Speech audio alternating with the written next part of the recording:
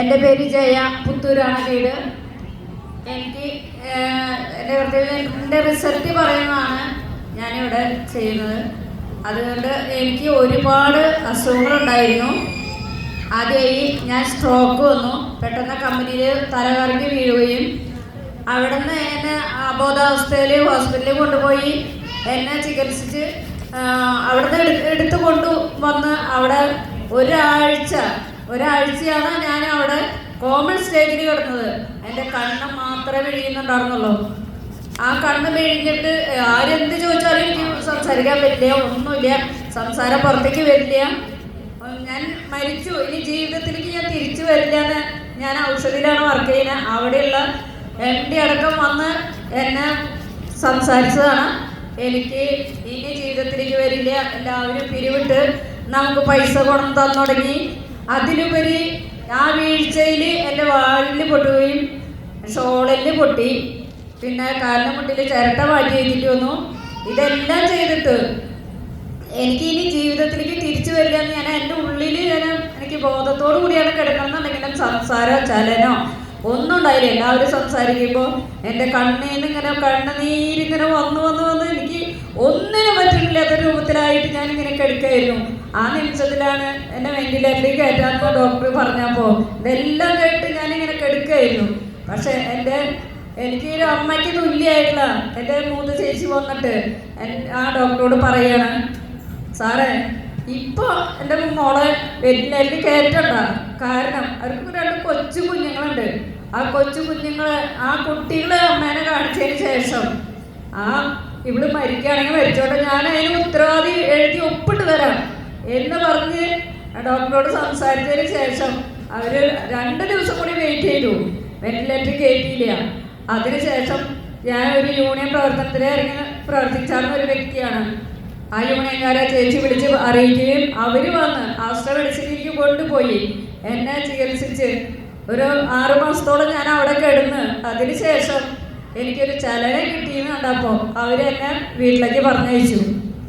അത് കഴിഞ്ഞ് ഞാൻ ഔഷധിയിലാണ് വർക്ക് ചെയ്യുന്നത്. അവിടേക്ക് ജോലിക്ക് പോകുമ്പോൾ എനിക്ക് ഒന്നിനും പറ്റില്ല, ലീവാണെങ്കിൽ ഇല്ല. അത് കാരണം കൊണ്ട് ഞാൻ ഒന്നിനും പറ്റാത്ത കാരണം എന്താ ചെയ്യും എന്ന് ഞാൻ ആലോചിച്ചപ്പോൾ മാനേജറെ വിളിച്ചറിയിച്ചു. കമ്പനിയിലുള്ള എല്ലാ സ്റ്റാഫുകളും വന്ന് നമ്മളെ ഇനി തിരിച്ചു കിട്ടില്ല എന്നുള്ള രൂപത്തിൽ വന്നിട്ട് നമ്മളെ കണ്ടുപോയി. അവർ കമ്പനിയിലേക്ക് പോയി. അങ്ങനെ ഇരിക്കുമ്പോൾ മാനേജറിനെ ഞാൻ വിളിച്ച് MDയിലൊക്കെ വിളിച്ച് സംസാരിച്ചപ്പോൾ വന്ന് ഇവിടെ ജസ്റ്റ് ഒന്ന് വന്ന് ഇരുന്ന് പോകാൻ പറഞ്ഞു, ലീവില്ലാത്ത കാരണം അതിന് വലിയ പ്രശ്നമാണെന്ന് പറഞ്ഞു. അപ്പോൾ എന്നെ വണ്ടിയിൽ കൊണ്ടുപോകുന്ന വാക്കറിൽ പിടിച്ചിട്ട് പതുക്കെ ഇറക്കി ഇങ്ങനെ സെക്ഷനിൽ കൊണ്ടുപോയി ഇരുത്തി. അതിനുശേഷം ഞാൻ ഇങ്ങനെ നടക്കുന്ന സമയത്താണ് എനിക്ക് ഈ ഹൈലോ ഹെൽത്ത് കെയർ കമ്പനീൻ്റെ ഈ പ്രൊഡക്റ്റിനെ പറ്റിയിട്ട് ദൈവതുല്യമായിട്ട് എനിക്ക് ചേച്ചി കൊണ്ടുവന്ന് തരികയാണ്. ആ ചേച്ചി പറഞ്ഞു, മോളെ ഞാനിത് കഴിച്ചിട്ട് എനിക്ക് ഒരുപാട് മാറ്റം വന്നിട്ടുണ്ട് എന്ന് പറഞ്ഞ് എൻ്റെ ഹസ്ബൻഡിൻ്റെ കയ്യിൽ കൊടുക്കുകയും ചെയ്തു. അപ്പോൾ എന്ത് ചെയ്യാന്ന് വെച്ചാൽ അപ്പോൾ എനിക്കൊന്നും സംസാരിക്കാനൊന്നും പറ്റില്ല. ആ സമയത്താണ് ചേച്ചിന് കൊണ്ടു കൊടുത്തപ്പോൾ ഹസ്ബൻഡ് കൊണ്ടുവന്നത്.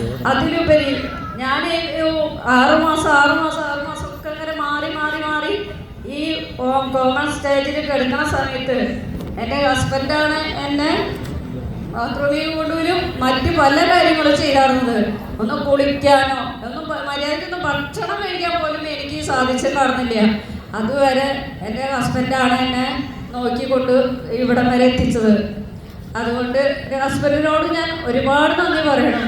അതിനുപരിയാണ് ഈ ഹൈലോ ഹെൽത്ത് കെയർ കമ്പനിയുടെ ഈശ്വരന് തുല്യമായ ഈ MD സാറിനോടും ഞാൻ അങ്ങേറ്റം പറഞ്ഞ പോലെ ഞാൻ നന്ദി രേഖപ്പെടുത്തുന്നു സാറേ. എനിക്ക് അത്രയ്ക്കും ഒരു ഉപകാരമുള്ളൊരു എന്താ പറയുക, എന്നെ രക്ഷിച്ച പ്രൊഡക്റ്റ് കൂടിയാണ് സാറ് എനിക്ക് എത്തിച്ചു കൊണ്ടുവന്നത്. അതുകൊണ്ട് ഞാൻ ഇന്ന് സ്ട്രോക്ക് വന്ന് കിടന്ന ഒരു വ്യക്തി ഇതുപോലെ ജീവിതത്തിലേക്ക് തിരിച്ചു വരുന്നത് ഞാൻ പ്രതീക്ഷിച്ചിട്ടില്ല. അതുകൊണ്ട് എനിക്ക് അങ്ങേറ്റം വീണ്ടും ഞാൻ നന്ദി പറയുന്നു സാറിനോട്. അത് കാരണം കൊണ്ട് ഞാൻ ഒരുപാട് വ്യക്തികളുടെ അടുത്ത് കൊണ്ടുപോയി.